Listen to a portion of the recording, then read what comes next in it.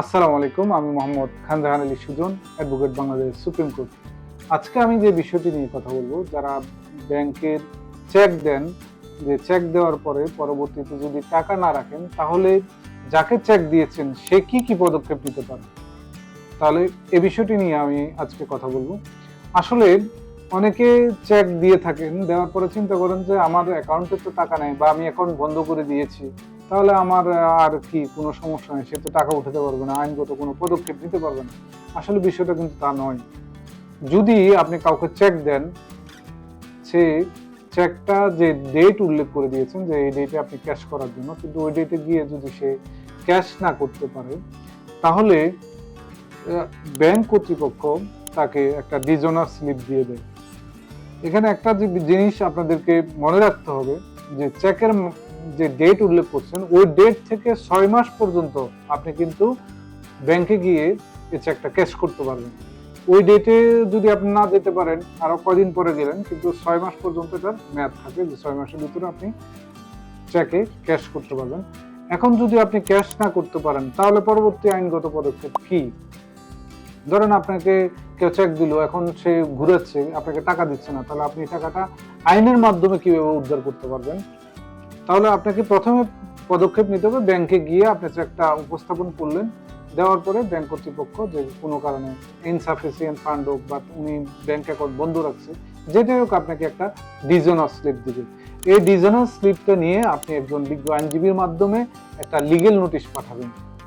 এই লিগেল নোটিশটা যিনি চেক দিয়েছে তাকে পাঠাবে, যে আপনি এত তারিখের মধ্যে 1 মাসের একটা সময় দিবে, যে 1 মাসের সময়ের মধ্যে আপনি এই টাকাটা জমা দেন বা ওনাকে ফেরত দেন, ওনাকে ফেরত দিয়ে চেকটা নিয়ে যান। কিন্তু যদি সে লিগেল নোটিশ পাওয়ার পরও আপনাকে টাকা না দেয়, তাহলে আপনি পরবর্তী পদক্ষেপ হচ্ছে পরবর্তী 1 মাসের মধ্যে আপনাকে মামলা করতে হবে। এখানে অবশ্যই মনে রাখবেন যে প্রথম হচ্ছে লিগেল নোটিশ পাঠাবেন 1 মাস সময় দিয়ে, এবং 1 মাস যখন অতিক্রান্ত হবে, উনি পাওয়ার 1 মাস পরে পরবর্তী 1 মাসের মধ্যে আপনাকে অবশ্যই মামলা করতে হবে। আপনি যদি পরবর্তী 1 মাসের মধ্যে মামলা না করেন, তাহলে কিন্তু আপনি এই চেকের টাকাটা আর উদ্ধার করতে পারবেন না, চেকের মামলা করতে পারবেন না। এটা নেগোশিয়েবল ইনস্ট্রুমেন্ট অ্যাক্ট এর 138 ধারা অনুযায়ী আপনাকে বিজ্ঞ আদালতে মামলা করতে হবে। মামলা করার পর বিজ্ঞ আদালত হচ্ছে ওই যে চেক দিয়েছে, ওখানে আমরা মামলার ভাষায় বলি যে বাদী এবং আসামি। যে আপনাকে চেক দিয়েছে উনি হচ্ছে আসামি, আর আপনি চেক নিয়েছেন এটা হচ্ছে আপনি হচ্ছেন বাদী। বাদী হিসেবে যখন মামলা করছেন, তখন আসামির প্রতি কোর্ট কি করে সমন ইস্যু করে। সমন ইস্যু করার পর যদি সমন নির্দিষ্ট সময় একটা ডেট দিয়ে দেয়, ওই ডেটের মধ্যে যদি আসামি উপস্থিত না হয়, তাহলে আপনি আসামির বিরুদ্ধে ওয়ারেন্ট চাইতে পারবেন।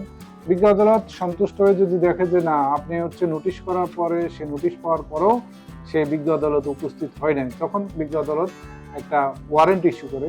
ওয়ারেন্ট ইস্যু করার পর হচ্ছে আপনি এরপরও যদি আসামি বিজ্ঞ আদালতে উপস্থিত না হয় এরকম, তাহলে বিজ্ঞ আদালতে আমরা কি করি, যে একটা পত্রিকা দাখিলের জন্য একটা আমরা আবেদন করি, যে আসামি পলাতক, আসামি বিজ্ঞ আদালতে উপস্থিত হচ্ছে না, তখন আমরা পত্রিকা দাখিলের জন্য আবেদন করার পরে বিজ্ঞ আদালত তা মঞ্জুর করার পরে এরপরে মামলাটা ট্রায়ালের জন্য, মানে বিচারের জন্য নির্দিষ্ট কোর্টে বদলি হয়ে যায়। বিচারের জন্য যখন বদলি হয়ে যায়, তখন ওই কোর্টে প্রথম ডেটটা থাকে হচ্ছে চার্জ গঠন, মানে অভিযোগ গঠন, আসামির বিরুদ্ধে অভিযোগ গঠনের জন্য থাকে। পরবর্তী তারিখে হচ্ছে অভিযোগ গঠন হয়ে গেলে সাক্ষীর জন্য থাকে, আপনি বাদী সাক্ষী দিবেন। সাক্ষী দেওয়ার পরে যদি আসামি উপস্থিত হয়, আসামি জেরা করবে, আর উপস্থিত না হলে একতরফা পরবর্তীতে যুক্তিতর্ক, আর্গুমেন্ট বা যুক্তিতর্ক, এরপরে রায় হয়ে যায়। রায় হওয়ার পরে যদি আসামিকে আপনি গ্রেপ্তার করান, তাহলে আসামি চেকে যে উল্লেখিত টাকা আছে, ওই টাকার অর্ধেক টাকা জমা দেওয়া ছাড়া তার কিন্তু জামিন হবে না। তাহলে আপনাকে কি করতে হবে, যদি আপনার জামিন নিতে হয়, আসামি যদি জামিন নিতে হয়, তাহলে অবশ্যই চেকে উল্লেখিত অর্ধেক টাকা জমা দিয়ে যা আপিলের সত্ত্বে জামিন নিতে পারবেন। আজ এই পর্যন্তই। অত্র ভিডিও সম্পর্কে আপনাদের যদি কোনো মতামত থাকে, তাহলে আপনারা কমেন্টস করুন অথবা ইনবক্স করুন। লিগেল অ্যান্ড ট্যাক্স সলিউশনস বিডির সাথেই থাকুন। আল্লাহ হাফিজ।